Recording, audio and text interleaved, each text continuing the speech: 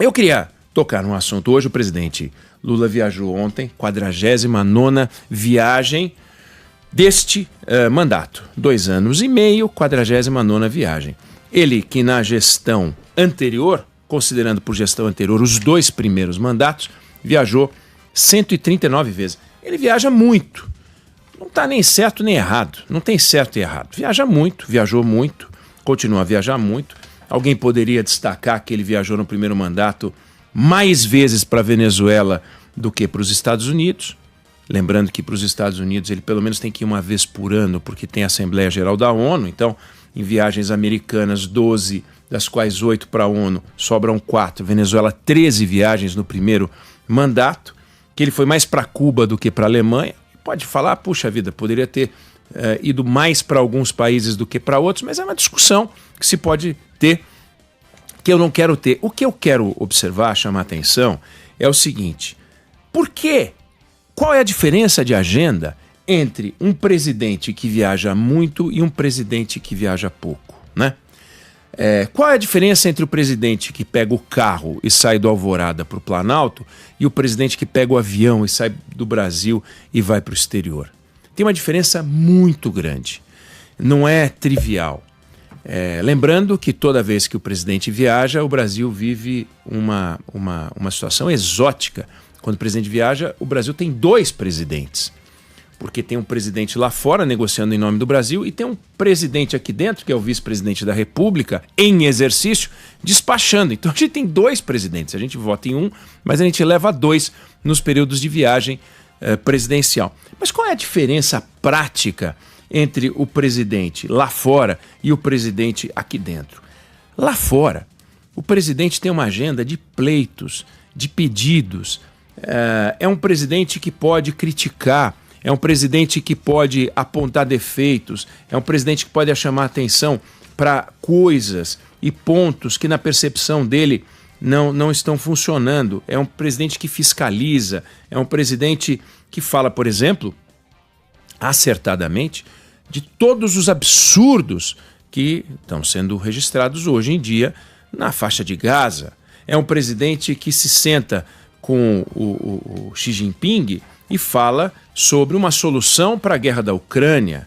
É um presidente que busca acordos, é um presidente que vai apresentando ideias, sugestões. Agora na França, por exemplo, falando sobre a importância do acordo da União Europeia com o Mercosul, vai celebrar mais de 20 atos entre Brasil e a França, cooperação com vacina, segurança pública, educação. A França, que é o 3º maior investidor estrangeiro no Brasil.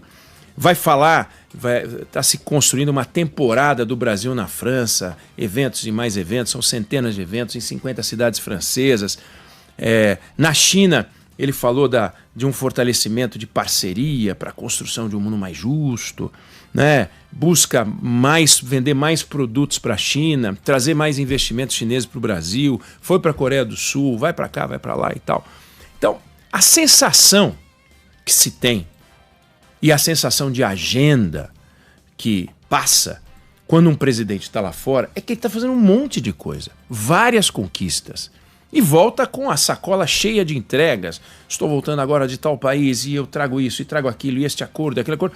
Todas as viagens voltam, né? Quando volta o presidente, todas as viagens são recheadas de acordos, porque você não tem por que ir. Então vai e celebra isso, celebra aquilo. Então é um festival de realizações. Aí o presidente, esse é o presidente que pega o avião. Aí tem o presidente que pega o carro. O presidente pega o carro e vai para o Palácio da Alvorada, do Palácio do Planalto. Ele mora na Alvorada, vai para o Palácio do Planalto. O que ele encontra? Ele encontra o seguinte: PEC da segurança pública que não anda. Ele encontra o IOF, que ele e o Haddad inventaram de aumentar o imposto no Brasil e que o Congresso diz que não pode. Aí o INSS, o maior escândalo da história do INSS, que se tivesse sido abortado no início do governo dele, teria 1/3 do tamanho do estrago que passou a ter, porque o ministro que ele nomeou foi um desastre, não prestou atenção aos alertas e virou essa confusão que estourou no colo dele. Aí ele olha a proposta do aumento da isenção do imposto de renda e o negócio fica encalhado. Aí ele vai num evento do PSB, porque o João Campos se torna presidente do partido, e dos 15 deputados do PSB, só 4 postaram uma fala dele, uma foto dele no evento. Dos 15, só 4, partido de esquerda, PSB. Ele foi ao evento do PSB. E a bancada federal estava nem aí. 11 dos 15 ignoraram a presença do presidente da República. Isso é a realidade. Outra realidade, das obras do PAC, com verbas, né, do governo federal enviadas para estados e municípios, só 11% foram licitadas. Então o negócio não anda. São 48,8 bi do total, 44 não saíram do papel. Aí sai uma pesquisa, que eu considero que a pesquisa não tem a menor importância eleitoral, mas ele abre lá e está lá a Michele empatando com ele, a Michele que fala a língua dos anjos, empatando com ele que fala a língua do povo. E está tudo meio que empatado. Empata com o Bolsonaro, empata com o Tarcísio, empata com a Michele.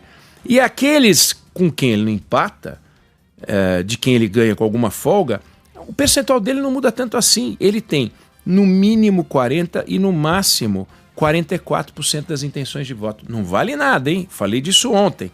Mas ele olha isso e fala, mas meu Deus do céu, e aí?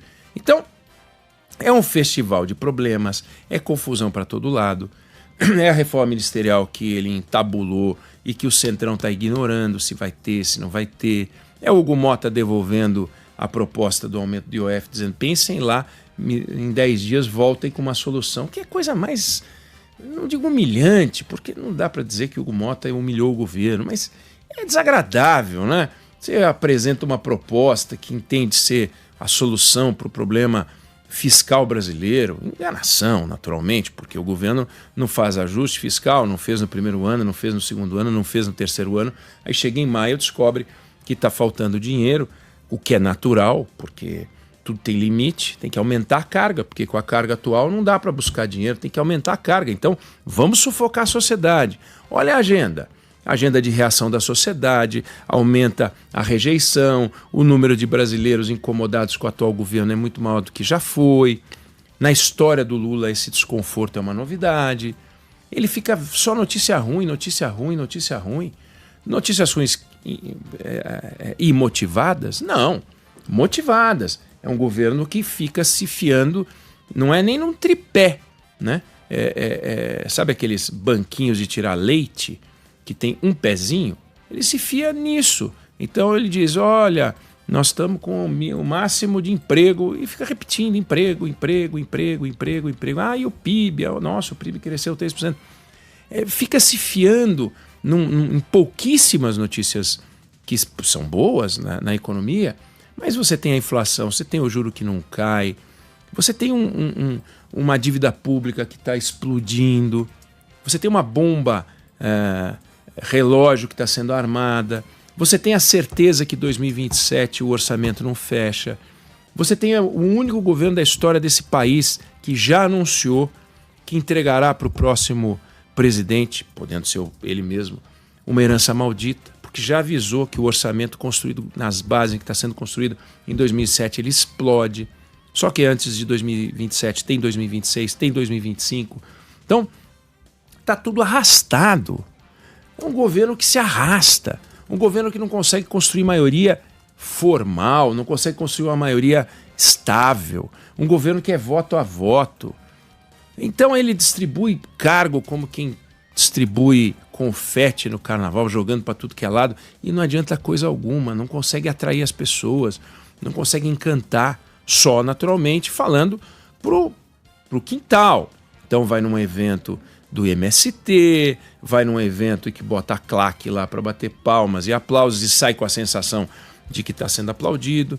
Aí tem a oportunidade de viajar para o exterior, vai para o exterior. No exterior não tem vaia, no exterior não tem desconforto, no exterior ele é abraçado pelas pessoas mais importantes do planeta Terra, porque ele visita as pessoas mais importantes do planeta Terra. Aqui ele não consegue ser abraçado pelas figuras mais importantes do jogo político, abraçado de verdade, né? Sair de mãos dadas por aí, lá é temporário.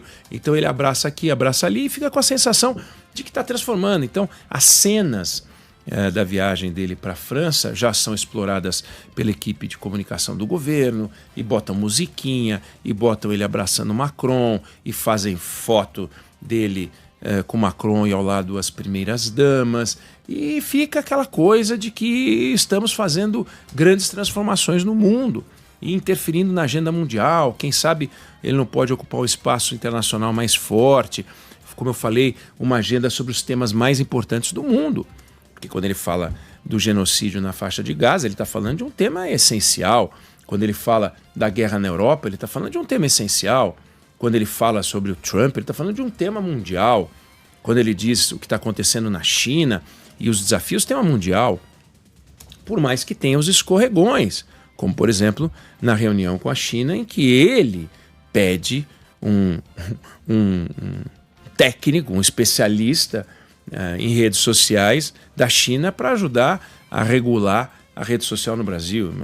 Aliás, a coisa mais fácil é pedir realmente a um chinês que regule a rede social, porque eles sabem fazer isso, né? Lá é tudo regulado, não pode nada, então é só desligar. Eles vão, olha, eu tenho um botão on-off aqui, põe no off e está tudo resolvido.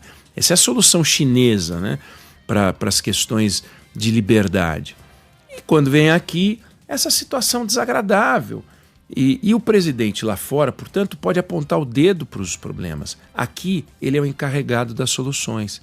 Apontar o dedo para os problemas sempre foi a especialidade do PT. Apontar o dedo para os problemas sempre foi a especialidade do Lula. Encarregar-se das soluções é muito mais complicado.